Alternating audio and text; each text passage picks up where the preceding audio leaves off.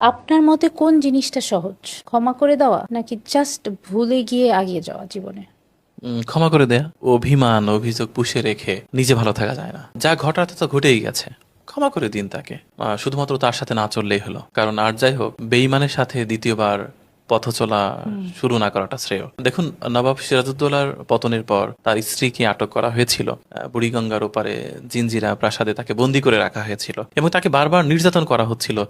বিয়েতে রাজি করানোর চেষ্টা করা হচ্ছিল, সে কিন্তু রাজি হয়নি। যদিও ইতিহাস বিভিন্ন রকম আছে, আমি যেটুকু জানি সেটুকু বলছি, ভুল থাকলে ক্ষমা চাই। তাকে বুড়িগঙ্গা নদীতে ডুবিয়ে মারা হয়েছিল। মেরে ফেলার আগে তাকে জিজ্ঞেস করা হয়েছিল যে আচ্ছা, বিয়ে করলেই তো আপনি ভালো থাকতে পারতেন। আমার হাতির পিঠে চড়ার অভ্যাস, গাধার পিঠে চড়বো না। ক্ষমা করে দেয়াটা শ্রেয়, তবে বিশ্বাসঘাতকের সাথে দ্বিতীয়বার আর একসাথে না চলাটা ভালো। যে বিশ্বাস ভাঙে সে সবসময় ভাঙে, আর যে বিশ্বাস একবার ভাঙে সে 1 কোটি বারও ভাঙতে পারে, বারবারই ভাঙবে।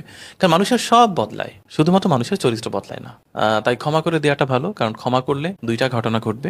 আপনি ভালো ঘুমাতে পারবেন, খাবারের টেস্ট পাবেন, আর পৃথিবীর এই সৌন্দর্য আপনার কাছে সুন্দর লাগবে। অনেক জায়গায় দেখবেন যে সমুদ্রের তীরে আপনি একজন মানুষকে নিয়ে গেছেন, সে বলবে নিছক পানি দেখার জন্য আমাকে নিয়ে আসলে। মানে সমুদ্র তার কাছে যদি শুধু পানিই মনে হয়, তাহলে বুঝতে হবে তার আত্মাটা সুস্থ নেই, উনি কোথাও মারা গেছেন, ওনার আত্মাটা শেষ হয়ে গেছে, অথবা কোথাও লোভের মধ্যে আবদ্ধ হয়ে গেছে। কারণ সমুদ্র তো নিছক পানি না, সমুদ্র হচ্ছে বিশাল একটা ব্যাপার। সমুদ্র হচ্ছে এটা হৃদয়ের সম্প্রসারণ। তার পাশে দাঁড়ালে আপনি অনেক কিছু ফিল করতে পারবেন। জীবনের যদি নির্যাস পেতে হয় তাহলে ক্ষমা করে দিতে হবে, এবং ক্ষমা করে দেয়াটা মহৎ গুণ।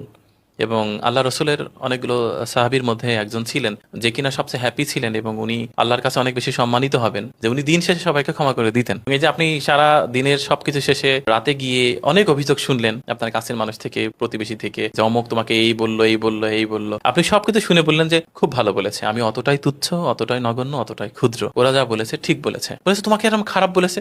বলেছে হ্যাঁ আমি খারাপ, আমি এখন অতটা ভালো হতে পারিনি, আমি চেষ্টা করছি। দেখবেন এইটা আপনাকে হ্যাপি করবে। এই যে পরাজিত হওয়ার ব্যাপারটা, আত্মসমর্পণের ব্যাপারটা, আপনাকে একটা আঘাত দিল, তুমি হ্যাপি হয়েছো তো আঘাত দিয়ে? তোমার সুখে আমার ভালো লাগা। তুমি যদি আমাকে আঘাত দিয়ে ভালো থাকতে পারো তাহলে আমার খারাপ লাগবে না। দেখবেন আপনি খুব ভালো থাকবেন। কিন্তু তা না করে আপনি তার সাথে তর্ক করলেন, ঝগড়া করলেন, বকাবাজি করলেন, মস্তিষ্ক থেকে এমন কিছু বাজে হরমোন নিঃসরণ হলো, পুরো শরীর আপনাকে একবার কড়াইয়ের উপরে ফ্রাই করা মাছের মতো। আপনি কিন্তু শান্তি পাবেন না। আমার মনে হয় কি যে পৃথিবীর সমস্ত কিছুকেই ক্ষমা করে দেয়াটাই শ্রেয়। ক্ষমা করলে নিজে ভালো থাকা যায়। অন্তত যদি স্বার্থপর ভাবে নিজে ভালো থাকতে হয় তাহলে শত্রুকেও ক্ষমা করে দিতে হবে।